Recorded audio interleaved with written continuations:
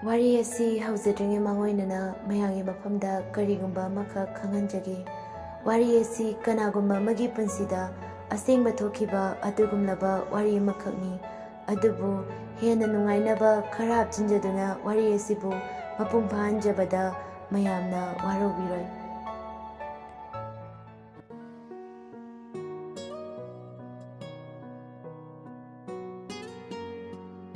Matamdu 2019 ni sana Imphal College da first semester tamliba matamni. Sana class nang laroi khanduna chak chabai chadaboy college satkirami. College sege ubaga mahak ichan mungairami. Mani ichan he ubaga sanana. Ichan nang class yaoridra. Ichan na yaudine. Adadamcha nang bu chaka charapra. Chare kara. Adadi class yaorosira. Damcha nang yaoro. I practical gi notebook amukta submit tarukige. Hoi, fare fare. Adudi ay yaurage ko. Asi hairaga chatkirami. Ado mayamna ichan amadi damcha kauribagi maramdi sana amadi ichan nungsinarami adugi kauribani. Class loiraba matungda sana na ichan bu kokthoklami call tawraduna. Sanana ichan ay ngasigidi chalage. Rabi gi polaiba masu chatkadarini bazarda. Ichan na Hoi damcha, ado ay ngayak leo kige ko. Hoi, ado ichan, kuinadi leirano ko.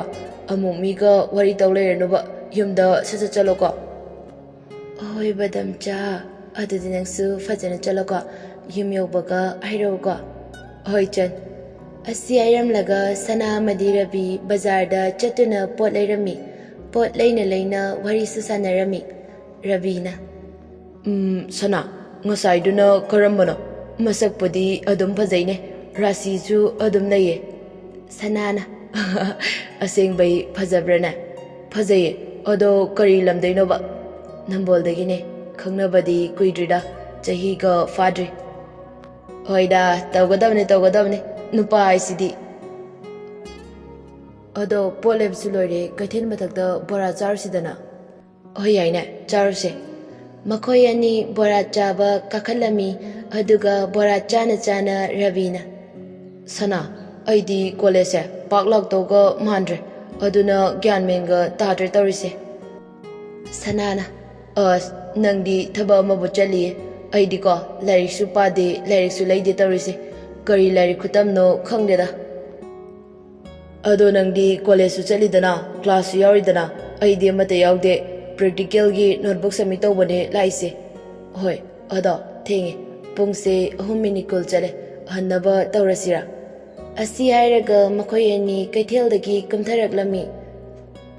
Sum lakpada kaitheldugi makhada abe kobi nupi macha ama sanana ukhi. Mabu bada sana haukiba wari kara ningsinglaklami. Rabina, sana asigi nupi se nang khangbra. Nangi mityengdo khangba malida. Sanana, khange. Aina hianana koiramba nupine. My first love ne.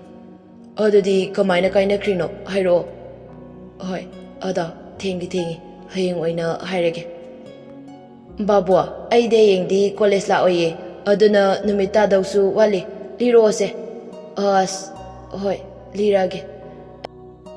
Asi hairaga wari liba haraglami. Matamdu 2014 ni sana class 10 tamlakpa matamni. Sana gi mama Gitana. Sana hogolone numitse ayaurene. Sanana mama koidore habano. Hogolo habane.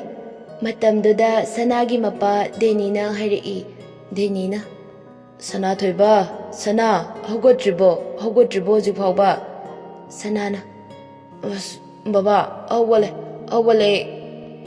My papa, kadai the no, chatpini habadubu, chatpira redra. Chatori bani.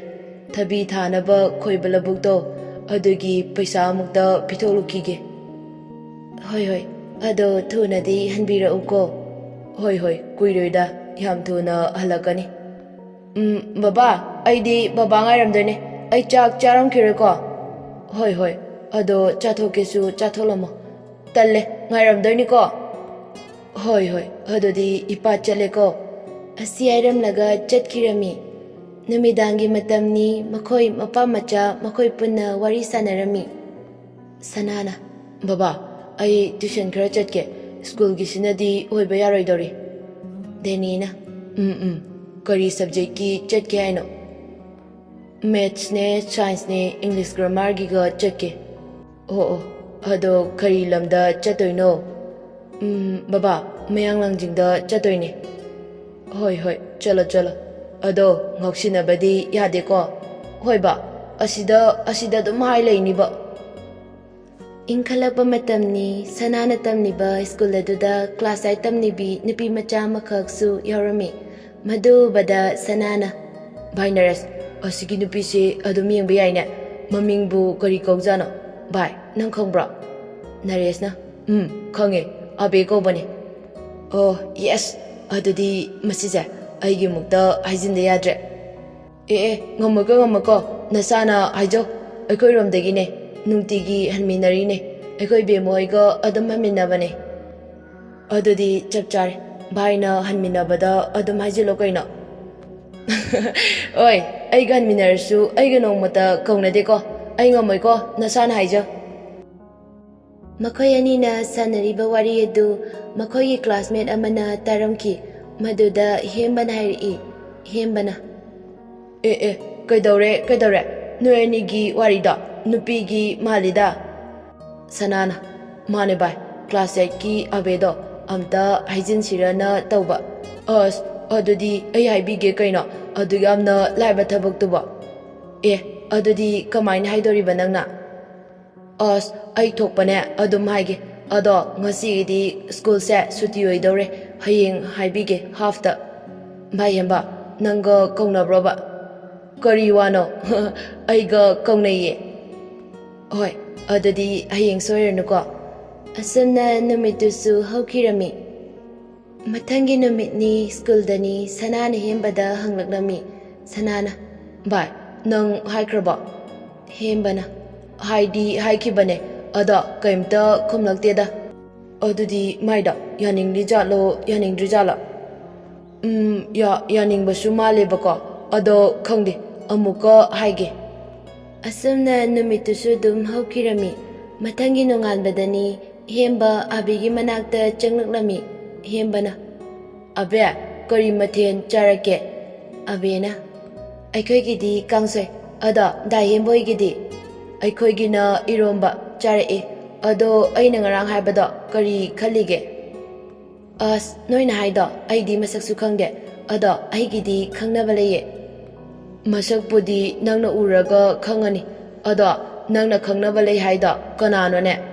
Class 8 ki birgane. Hoi, adudi fare. Ado nang saunuko. Mana haibiyo na haibagine. Aina mateng sum pangbibaneba. Saudeda da hemba. Hemba sanagi manakta laklaga haireklami. Hembana. Ita, yadeda. Nasana haijar. Ai ngammaroi. Hoida, ai hairage. Masada horen hekta hanglage. Sana masamana isang sangi. Yengbada hek fajaba haibadudi oidre. Aduga school suti hek thabaga lambida abegi matung kuyen inaduna sanana hairagi. Abe, aina haibado nang kari khalige. Abena, talleba, chalo, minuraga fajade. Kananasu khangloye. Ado nang yararoi haira. Aigi khangnaba leye. Madu tabada sana leifam chafam khanglamde. Adubu hanjin haikigani haina khalli. Mathangi numitasu abebu school gi hap matamda sanana abegi manakta changduna hanjin hairure. Adubu yaba kaubadi leitare. Abegi wakhalda mathanta khanjai. Masaksiga masamnena ifage nupa oraga asugamna chamonaba. Adubu numito Saturday ni sanana aroiboina abeda haijiramki. Adubu abena yaba kauba leite. Yamna hinadana magi matung inarakanu hairami. Abena. Nang negi itung koyening nareise kaigino. Ai nang na habado sungya yaroi.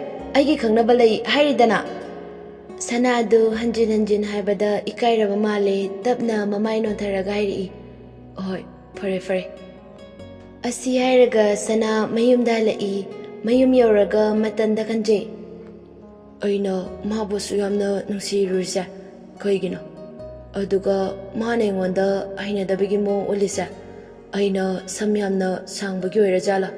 Ada ai ayengdagi samse kaklageda. Asi khanduna Sunday numita masamdo kaklami. Adubu sanagi wakalda yamna ikaiba amaga fauduna khalaki. Ai ayengdagidi mabu hairaroida. Matungdasu inaroi.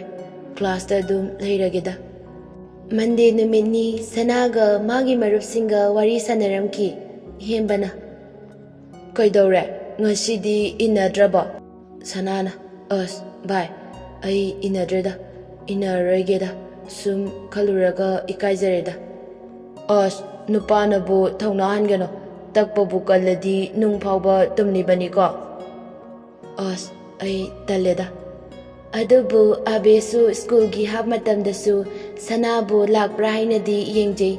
Adubu mana yengliba du nungsirage yarage khanbagi nate koitan tanaraga hairakani khanbagini.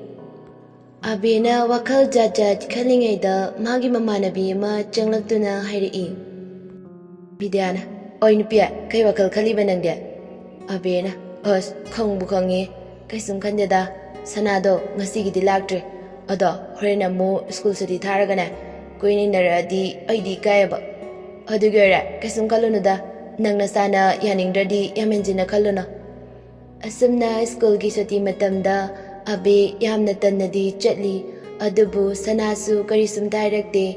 Abena sanasu kiramde. Adubu wakal yamna nungaina abe mayumda chatkre. Asumna sumtawdana numit kayani hewkre. Sanana abegi mamangda masak fauba ulamde. Adubu nongmadi abena sanabu kirami. Madu urubada abena. Bidya, asibu sanara. Bidyana. Manine, mastamanaga loikak leiramine. Aya, asidi yamna fazarame. Ado abe, mana amugana hairaktraba.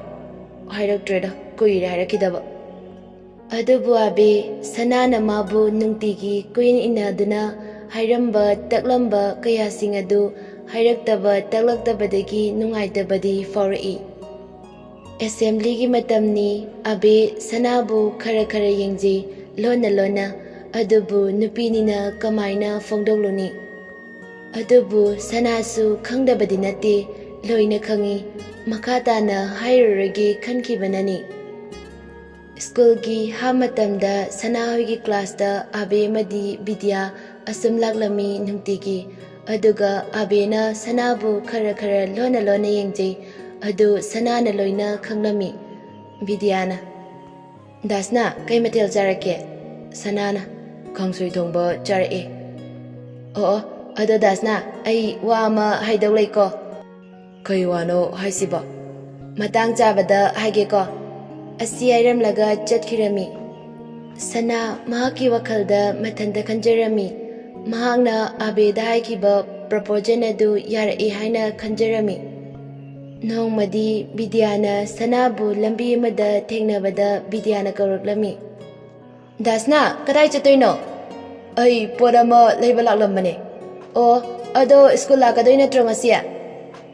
Lakadoine thenglabane tarisi. Ado nangna nongma wa ma haidawlai habada kari wano. Dasna abedo nangonda yarabane. Asengbairane. Ado thajadeda mana yarakani habade. Asengbaine. Adudi horen half dane lower classroom da lao maga nanga plug yabra.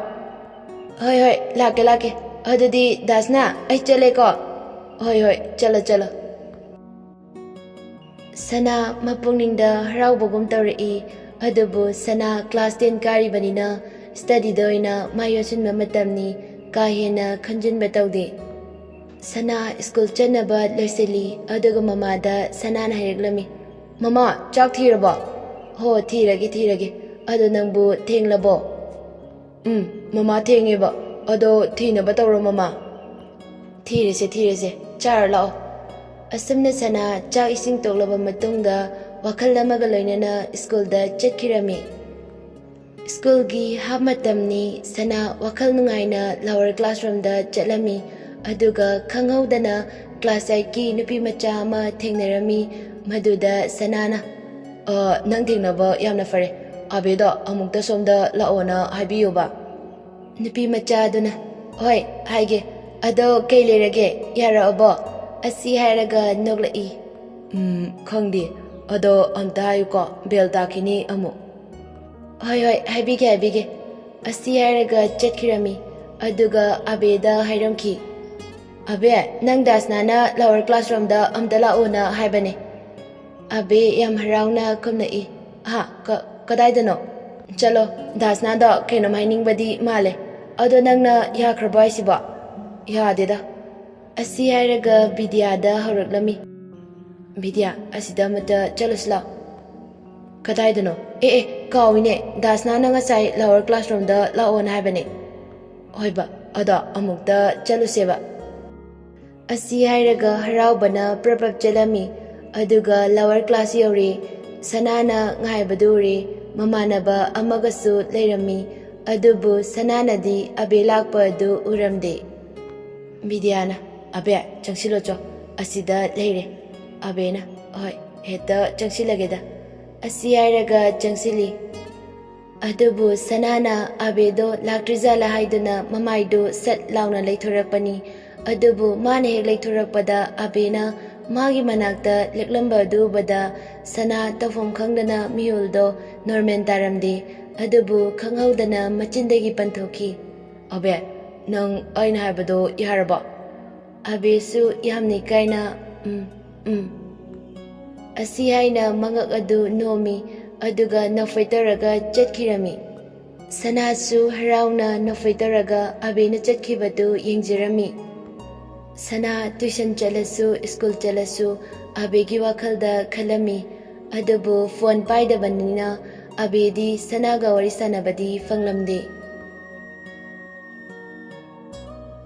nongmadi sana yamna thajadaba wakhallamana abesi khangnaba lei haibani amukta ahangdaba yadre haina khalami schoolgi hab matamni sanana abegbu hanagi matagumna kokthorami aduga wari sanari sanana abe kai matel charake abena iro machare dasnadi aidi nga thong machare ado ai kenomta hangena hango nanga khangnaba nupa lei haise chumbra chumme adubu magaiga pau phongnade usunade maisu mai thokpa adum leibane ado kaidarage sana yam thamoi sokna nungaitana hairi ada aidi migi makada yetpasu pamde ada nang maga dum nusinaroda ahingwai aigi nupida mini elakani aina nangonda yeluraga dasna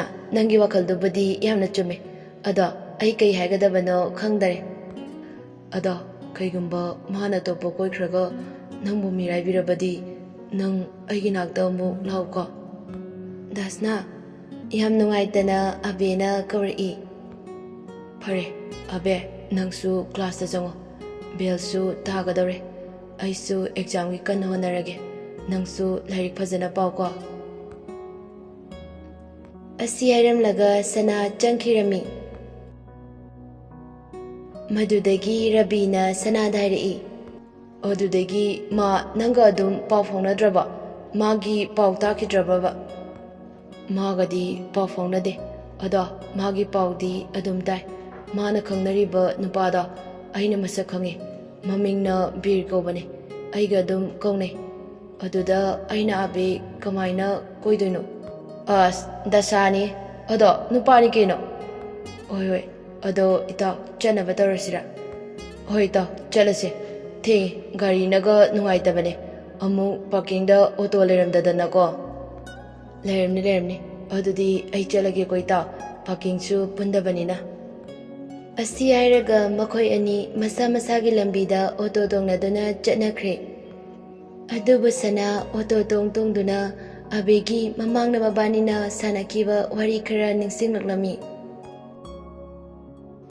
matmda September ki date 1 aduaidani abe amadi sana nongmata kaunade ꯑꯗꯨꯕꯨ ꯂꯣꯟꯅ ꯂꯣꯟꯅꯗꯤ ꯌꯦꯡꯅꯩ꯫ ꯃꯇꯝꯗꯣ teacher ꯗꯦꯒꯤ ꯁꯤꯜ ꯂꯥꯡꯅꯕ ꯍꯥꯏꯗꯨꯅ class 10ꯒꯤ ꯁꯥꯇ꯭ꯔꯁꯤꯡꯒꯤ ꯊꯧꯔꯥꯡ ꯇꯥꯈꯤ꯫ ꯁꯅꯥ ꯍꯣꯏꯒꯤ ꯀ꯭ꯂꯥꯁꯀꯤ ꯅꯨꯄꯤ ꯁꯣꯅꯤꯅ ꯍꯥꯏꯔꯛꯂꯝꯃꯤ꯫ ꯁꯣꯅꯤꯅ, ꯁꯅꯥ, ꯑꯩꯈꯣꯏ ꯀ꯭ꯂꯥꯁꯀꯤ ꯁꯔ ꯍꯣꯏ ꯃꯤꯁ ꯍꯣꯏꯗꯅꯦ ꯒꯤꯐ ꯄꯤꯅꯕ ꯅꯨꯄꯥ ꯑꯃꯒ ꯅꯨꯄꯤ ꯑꯃꯒ ꯁꯨꯃꯥꯏꯅ ꯄꯤꯌꯔ ꯁꯦꯝꯅꯦ꯫ ꯑꯗꯣ ꯅꯪꯒꯤꯗꯤ ꯀꯅꯥꯒ ꯄꯤꯒꯅꯦ?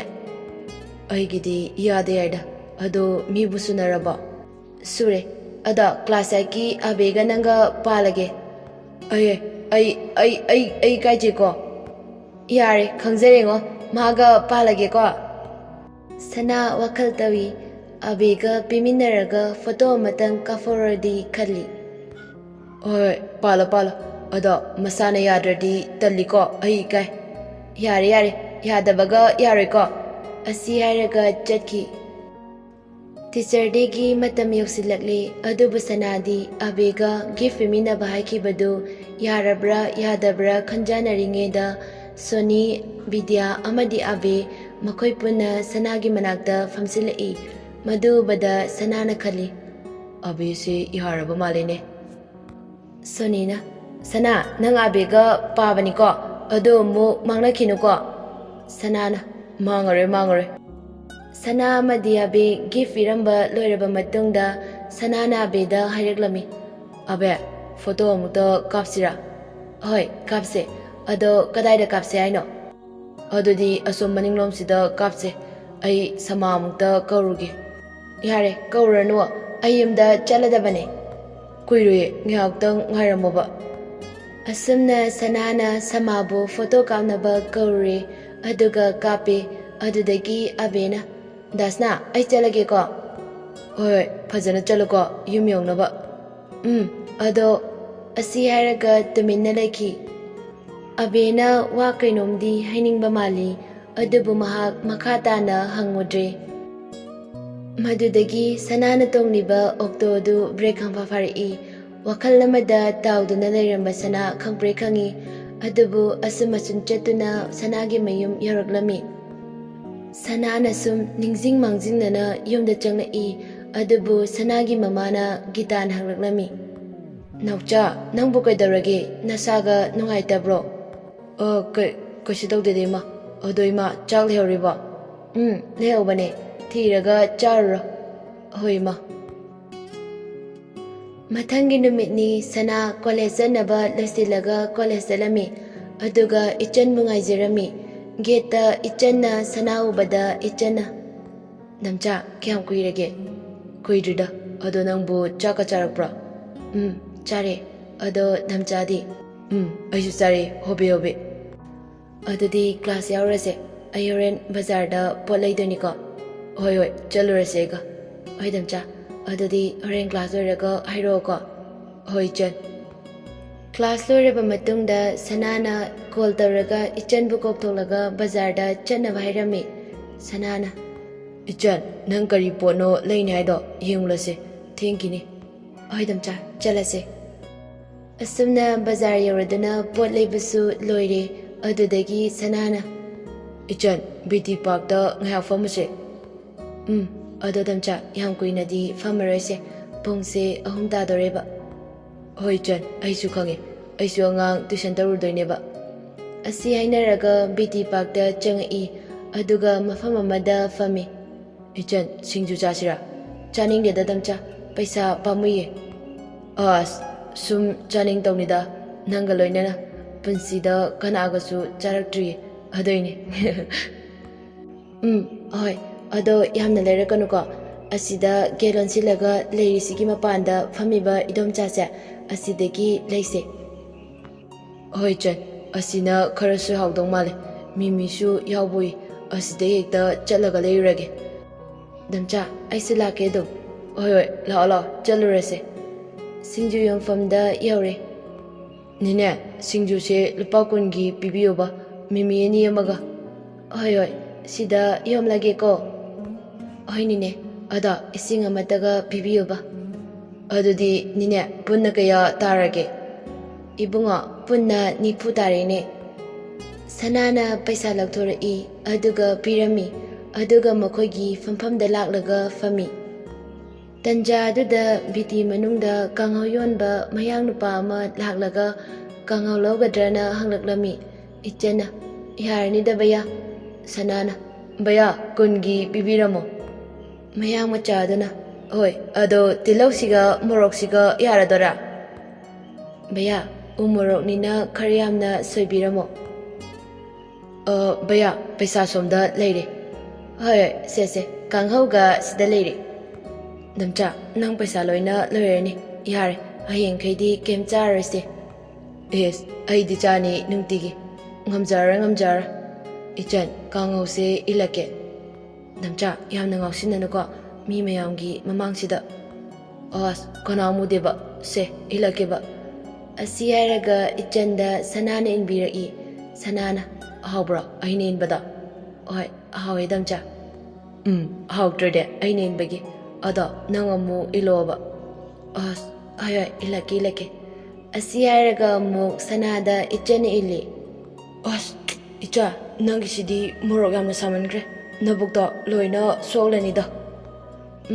Damcha ada yamna sabudi nadida. Ada ising amukta pirao. Oi setak chalo. As ayu tak doineba yam thutak chalo. Sayeba. Damcha nangana tawase. Oi odona farani. Ay yamna sareba. Ay sutaki nang sutako. Ado damcha thingi chanaba darase. Ichan aydi chaningdrada sida sum laininge. Is asing bayrane. Phagi tawnida. Thingi chalasise. Ay damcha. Asi ainaraga makoy animag mayum-mayumda hanarami.